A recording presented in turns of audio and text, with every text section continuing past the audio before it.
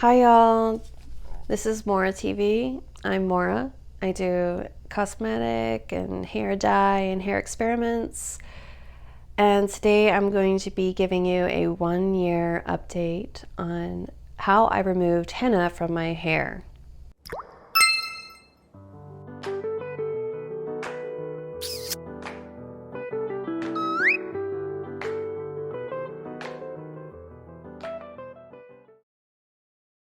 Now, a quick disclaimer, I'm not a licensed hair professional, so everything that I say and do in my videos should not be taken as professional advice, rather for entertainment purposes, and please speak please speak to your local hairstylist or anyone who's licensed before attempting to bleach your hair.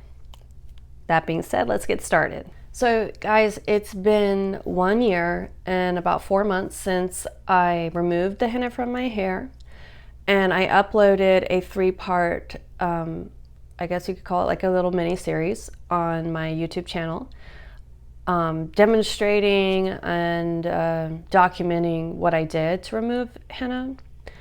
There is not a lot of resources out there on how to remove henna, and honestly, most, if not all, hairstylists will not take you on as a client and remove henna from your hair or do anything to your hair while it has henna, because henna is a direct deposit dye, so that means it coats the top layer of your hair, and for some reason it's very difficult to remove, unlike other direct deposit dyes. It's a great option if you're allergic to different hair dyes and stuff, but obviously if you're here, you're probably trying to remove henna from your hair. So I'm just going to start out by showing you a quick clip of what my hair looks like after my most recent bleach wash and tone, because right now it's a bit brassy. It's been a few weeks. So this was a few weeks ago. I'm probably gonna put it up here.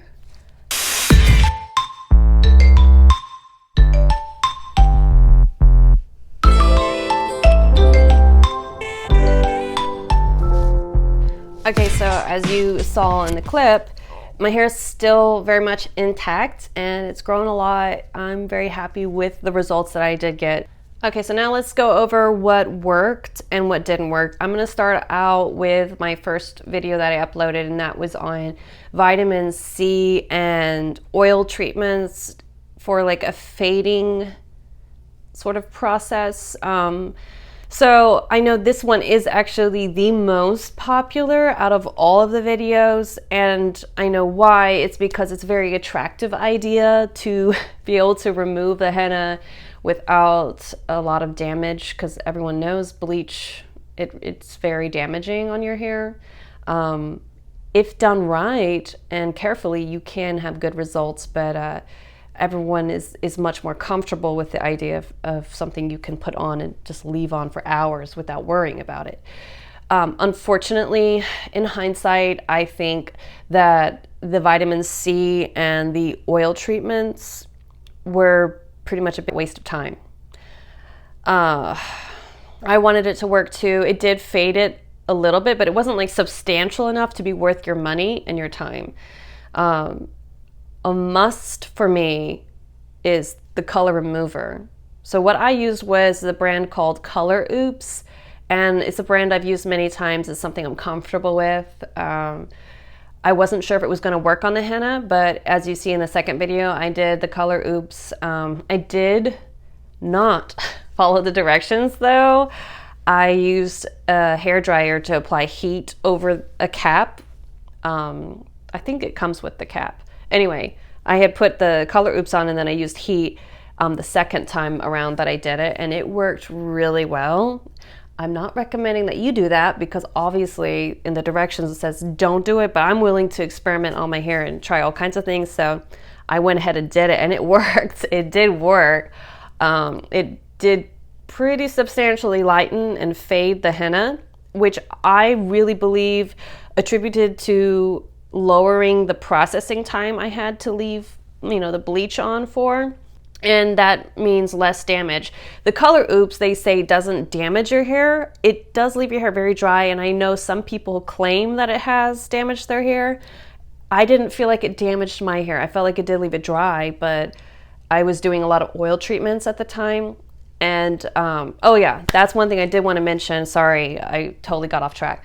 The vitamin C treatments and the oil treatments, I feel like they didn't do a good job of fading my hair. The vitamin C just dries out your hair, and it did fade it a little bit, but it wasn't really worth it, like I was saying. But the oil treatments are worth it. Definitely do the oil treatments. They don't do a whole lot to fade. I imagine over a long period of time they could. Probably a good option for people with dark henna. But the purpose of the oil treatments for me is preparing your hair for the bleaching process. I know a lot of hairstylists will dispute that works. They'll say it doesn't make a difference, but just in my personal experience, I felt like it's made a difference on my hair to oil it up really good, like for the first few weeks before bleaching. I feel like that did make a difference for me. So, I mean, who knows?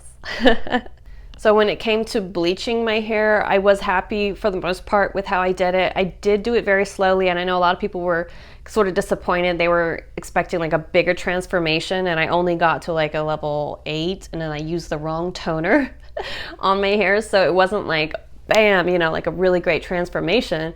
But it did get it, I mean, it's a process. It got it light enough to the point that I could work with it more. I mean, I got most of the henna out, and then I got to a blonde. That's what I wanted. I felt more comfortable in that color. Basically, I'm happy with the levels I used of the volume of the developer I used and the brand of the bleach I used. I felt like it did a really good job of lightening my hair with minimal damage. So I'm really happy with that. I use the ion. The other sort of tip I have when bleaching your hair at home, again, I'm not a professional, but just from my personal experience, I really like this one. It's the Ion Absolute Perfection Dual Kit. So I use the booster and the color sealer. So the color sealer is really good for making your toner last longer. But the biggest thing for me is the booster. Like if you don't want the color sealer, just get the booster. It's only like 12 bucks. It's totally worth it. I mean, they say it's like a Olaplex copycat. It's supposed to like help bond your hair back together when after the bleach like rips it apart. I think it really helped. It does, you do need to follow the directions because it does change the effectiveness of your developer. So you need to get a higher level developer if you're going to use this. Because yeah, it will make it less, it dilutes it, you know, it makes it less potent or something. Anyhow, that is a total must. Especially when removing something like henna that's really, really unpredictable and hard to remove. You're going to need to bleach your hair several times to get it all out, depending on what your main objective is for your end result. So if you want to go blonde, you're probably going to need to bleach it several times. So as I mentioned before, I used the wrong toner when I was toning my hair initially, like right after bleaching all the henna out. So basically, what I wish I had done was bleached my hair and then went out and found a corresponding level of toner to my hair, because I had bought the toner before I bleached my hair, which was a big mistake because I was sort of overreaching. I was predicting that I was going to be able to get my hair to a level 10 immediately. But after going through, like, I think I did like 3 bleaching attempts, I realized, oh wow, I do not want to do any more bleaching for a while because I don't want to fry off my hair. I was like, I can wait and bleach it later. So really it's important to know what level your hair is at before getting the toner, because if you use a lighter toner like I did, it's going to leave a lot of the brassiness in there. It's going to be still kind of orangey and very warm toned. And for someone like me, I'm pretty cool skin tone. I don't want a warm tone because it just washes me out.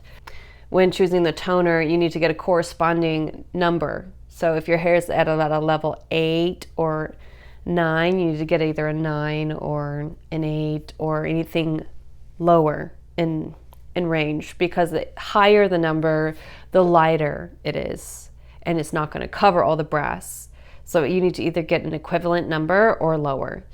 So that was one mistake I made, and I know a lot of people nitpicked on that one. I was actually okay with how it turned out after I toned it. It was about, I think I used a level 10 NA, which is like a natural ash, and it did eliminate a lot of the brass, but it left it kind of like a strawberry blonde, which I was okay with because that was actually my natural color when I was a kid.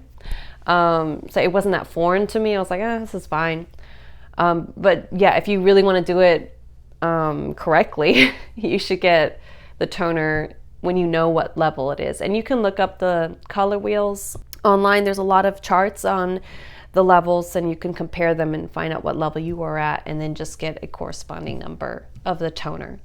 The other mistake a lot of people make, I actually didn't make this mistake, which I'm really happy and proud of myself for. I got a Demi dye instead of a permanent. So you got to be careful when choosing a toner, because there's a lot of permanent color toners. I don't know if you're supposed to call them toners if it's a permanent color. However, some of them are labeled that way, and that can be misleading. Permanent colors tend to have ammonia in them and other pretty harsh chemicals. It's not a good idea to use that on fragile, freshly bleached, what's wrong with me? Freshly bleached hair. You're much better off going for a Demi or a semi-dye. I did use a Demi, and I used that with a volume 10 developer, and that worked really well for me. It didn't damage it a lot. All right, so for aftercare, I have a few things that I figured out that I feel like really helped. For a little while after I bleached it, your hair is going to be really dry. One thing I felt that was really uncomfortable was sleeping immediately after bleaching my hair. Like if you bleach it to the roots onto your scalp, it just feels so dry. It feels like if you moved it, it could just like snap off. That's how it feels. So what I found that really helped was having silk pillowcase. I do use silk what's wrong with me? I use silk pillowcases for my skin because it helps being less abrasive on your skin, and I have sensitive skin. But it also helps with your hair a lot. And I felt that was a lot less abrasive on your hair. So if you braid your hair and then sleep on a silk pillowcase, it really helps like with your frizz and also just feeling more comfortable after bleaching. The other thing is having a really good leave-in conditioner. I recently got this one and I really love it. This is Redken 25 Benefits 1 United all-in-one multi-benefit treatment for all hair textures. So I felt like this one really helped. And I also got their conditioner. It's like a acidic bond building conditioner, and you can get those on Amazon or Ulta Beauty. And like I said before, whenever you want to lighten your hair, you use the ion booster. That really helps. It really does. The other thing is I don't use like a complete full-on bleach application. Once I got into a certain level, like this level, you don't want to do that. It's not necessary, and it's going to, depending on what your hair is like, the strength of your hair at that point, at least at this point for me, I don't want to do a full-on application of bleach. I feel like I could just like melt it off. My hair is pretty healthy, but I've bleached it many times, so I don't want to take that chance. What I recommend is doing, I don't want to say recommend, I need to stop saying that. What I do is a bleach wash and just leave it on for about 10 minutes. I usually wash it out really fast because I'm just such a scaredy cat when it comes to this. But if you can brave it out and leave it on for 10 minutes, that's probably going to get you to the level you want, Another thing I started recently that I felt really helped with my hair's integrity and just keeping it the follicle like laying flat so it's not like, splitting and all that and being all frizzy. I saw this on Instagram. I follow Dr. Yoon. I don't know if you guys know him. I love him. He's the holistic plastic surgeon. He did this short video about how a grapeseed oil mixed with rosemary oil helps with your hair growth. It kind of works like Rogaine. So I started a regimen of that, and I actually noticed that it helped the ends of my hair as well. I don't know if anyone else has experienced that. You guys let me know in the comments if you've used this before, but I really felt like it helped. So that's rosemary oil, about like 3 drops, mixed with about 4 ounces of grapeseed oil. That's what I've been putting on. I put it on my scalp and then all the way up through my ends, and I sleep on it, and then I wash it out in the morning. Sometimes I just rinse it, but your hair will be quite oily. So if you want to go somewhere, you might want to shampoo it. Something I wanted to address, I keep getting this question a lot, and it's basically a question about how to remove indigo henna, or like black henna, dark blue henna.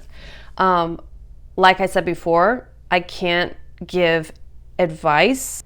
I mean, there's so many factors that play into how your hair is going to react to the bleach, but that is one thing I wanted to cover just real quick for those of you who had that question.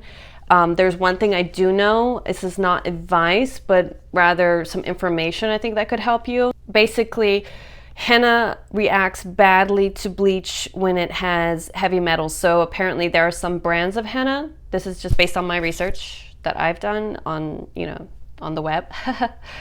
So, take it with a grain of salt. But this is what I've heard and read, is that some brands of henna have heavy metals or metallic residue in it somehow. And for those of you who have bleached your hair, you're not supposed to mix bleach and like metal bowls or with metal utensils. So that is something to look out for. You need to know what kind of henna you had used on your hair. As for me, I use the Lush brand, which is like, they're like all natural. It has like 2, I think, or 3 ingredients. It's very, very safe to bleach from what I've heard. I think they used to have a video. I couldn't find it. I was going to put it up on here, but I wasn't able to find it again. Yeah, this video of a Lush representatives. They were saying how it was safe to remove with bleach. So you couldn't go ahead and look for that. I wasn't able to find it. Yeah, next week I'm going to be doing I'm going to be doing a bleach wash and then putting some semi-dyes that are pastel. And I got the guide Tang My Identity on eBay because I'm not a professional and they only allow professionals to purchase that. But I found it on eBay, and I already did my roots with the charcoal to give it like a shadow root, because I don't like just one color. I like it to look a little bit more natural, So that's gonna be fun. I'll be posting that. So if you're interested in that, you should subscribe, and you'll be notified when that arrives. Okay, moving on. Let me just say this really quick about the indigo. I know a lot of people had that problem. So with any kind of darker dye, it's going to be a lot harder to remove. Probably your best bet is to go with the oil treatments and just slowly fade it out. You're gonna have to go really slowly. I got a comment from a lady saying that she's concerned about the roots growing out, and they were lighter than the henna. So that's a big problem, because if your ends are darker and your roots are lighter, it's not very complimenting. And then henna is very hard to remove, especially dark henna. If you're having that problem, would be to use a semi-dye, like a dark semi-dye, and keep applying it to your roots whenever they grow out until you're able to fade out the ends and put something else on top, or remove it. But that's the best I can think of. I've never done the indigo myself or the darker hennas. I only did that one, and it was the copper color. But I wish you guys luck, and let me know if you have any questions, if I missed anything. I hope I covered everything. I just want to thank you guys for joining me, and if you watched it this far, thank you. That helps me out a lot. Like and subscribe if you enjoy my content, because I will be coming out with more, and I'm about to be doing my pastel colors finally, and I'm going to be doing a bleach wash, I think next week, and it's going to be exciting. It'll be the end of this journey for me It's been a long journey. Thank you for joining me.